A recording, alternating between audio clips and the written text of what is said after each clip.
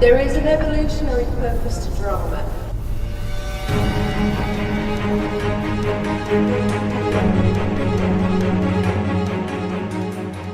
So yes, I am the Drama Queen, which my partner thinks is a very apt title for me. What I do is help people get above drama. We will create drama as human beings. There is an evolutionary purpose to drama. Without drama, we don't get into new ideas, we don't get into new ways of thinking, we don't get into new paradigms.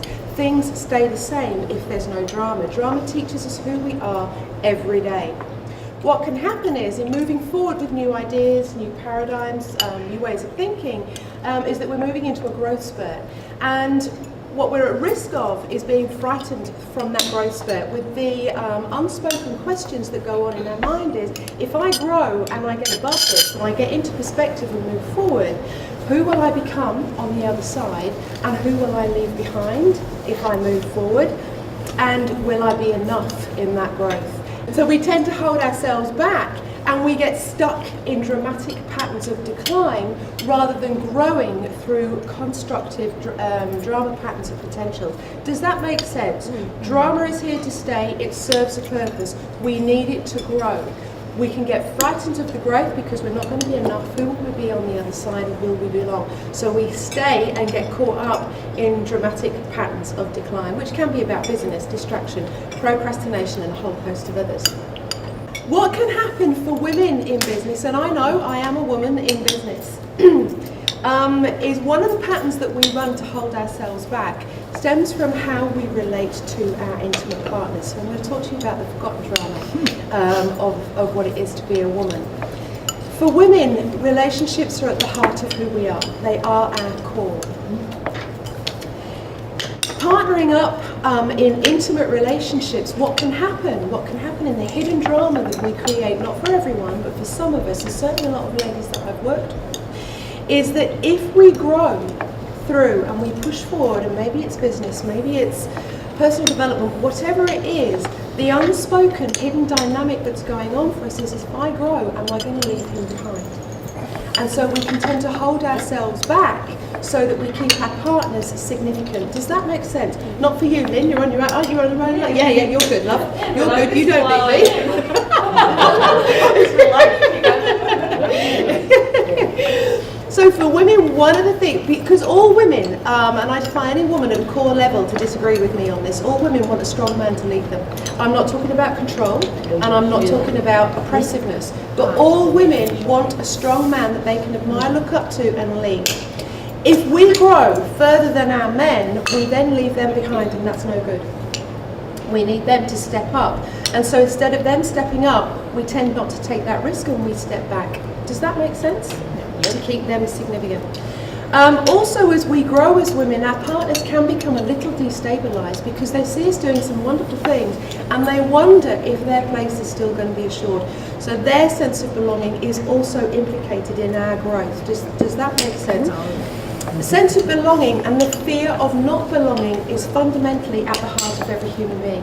It is crucial to our survival that we belong. So, what I'm going to talk to you today is the forgotten drama of what it is to be a woman, which is just one of the ways that we can tweak how we approach the drama that we go through in order to experience growth exponentially. How do we maintain our relationships and our intimate partner and take care of him and his sense of significance as we move forward? What happens in relationships is that there is essentially a drama triangle as we come together as partners, man, woman, husband, wife, and the drama triangle for the relationship, just check on my notes because I've got two. First of all, we come together as intimate partners. We then become friends. And we then become mum and dad. This one's always first, this one can alternate. Does it have to be first? Yeah. Well, give me an example of that, darling. How do you become mum and dad without being intimate?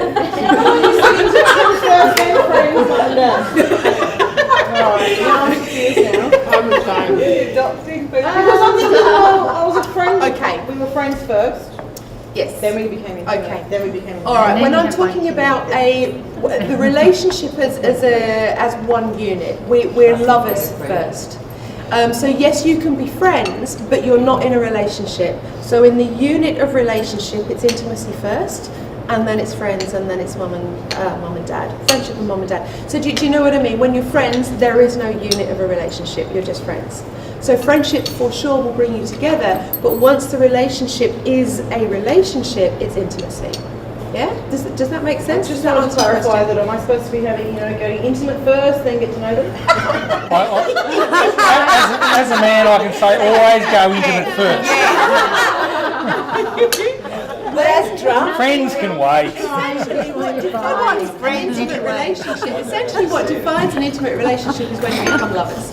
So we're talking about the unit of an intimate relationship, and what defines that is the moment that you become lovers. Yeah? Make sense? Okay. So this is the triangle that goes on when we're part of a relationship. What that means is, as women, we have 3 core roles in our life. And this is our drama triangle. We are lovers, we are wives, and we are mothers. What happens when we go through a growth spurt? What happens when we decide to push forward and go out there and do what is in our core? Is that we then get trapped in guilt over our children. When we become mum, and when we are in this part of mum and dad, our focus then becomes our children, because women are exceptionally good at guilt. And for as long as we stay in guilt, everything around us becomes innocent. The dynamic becomes imbalanced. We allow guilt to take a hold of us because we're not spending enough time with our children, because as wife and mother, our role, we believe that they're our primary roles and we need to be home. And so we will compromise and play down what we're doing out there in the world so that we can come back and redress how we feel in guilt, and our focus goes on to the children. Because if we're out there, we're not spending time with the children. What do you think gets left when we're doing that? Husband. Absolutely. This is The what other happens. child. This is the first. Sorry. So unless you've got a particularly insecure partner, one of the first things that will impact on your husbands or your male partners, or if you're in a gay couple, the one who holds the masculine energy in the couple, the first thing that will impact is that the focus then goes off him, because you're guilty that you're not spending enough time with the children. So he misses your focus. We spend way too much time as mother in this dynamic through guilt of pursuing our own dreams, because we believe when we get married, we become wife and mother, that our purpose in life is to make dreams happen for other people, that our purpose is to support those that we've given birth to and those that we've partnered with. And in that we lose this. Now, what happens to a man, what happens to your men when your focus is on being this and this? He watches the football a lot. Yes, he does. Yes, he does. There's another drama cycle for men, and I'm not going to go into that too much today.